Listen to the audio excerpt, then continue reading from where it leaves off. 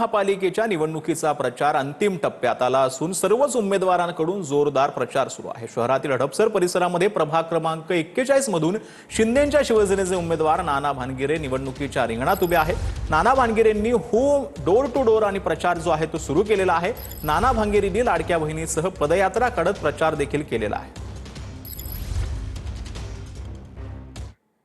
100% मतदारामध्ये अतिशय चांगलं उत्साहाचं वातावरण आहे। चारही आमचे शिवसेनेचे अधिकृत उमेदवार आहे। स्वाती टकले, मच्छिंद्रगड, सारिकाताई पवार, मी असं सगळ्यांनी त्या भागामध्ये चांगलं केलं। शिवसेना पक्षाने एक विकासाची दिशा या क्रमांक 41 दिले।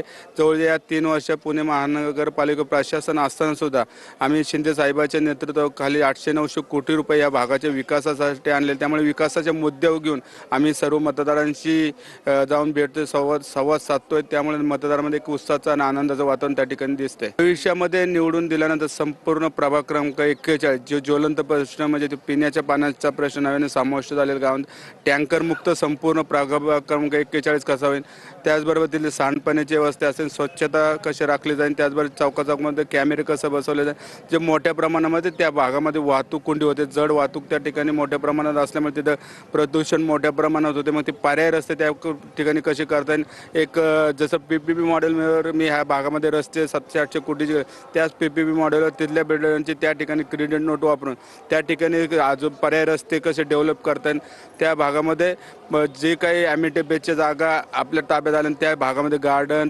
स्विमिंग पूल, क्रीडांगण, हॉस्पिटल अशा ज्या काही योजना पुणे महानगरपालिकेचे प्रोजेक्ट आहेत ते आणता कसे, हे एक चांगलं व्हिजन घेऊन आम्ही चारही उमेदवार मतदारांपर्यंत पोहोचतोय। संवाद साधतोय। निश्चितच एकनाथ शिंदे साहेबांनी जे निर्णय घेतले, मुख्यमंत्री लाडकी बहीण, शेतकऱ्यांसाठी, वारकऱ्यांसाठी, विद्यार्थ्यांसाठी, हे सगळे योजना आम्ही घेऊन मतदारांपर्यंत पोहोचून निश्चित मतदारांमध्ये खूप मोठा उत्साह आणि आनंदाचं वातावरण दिसतं।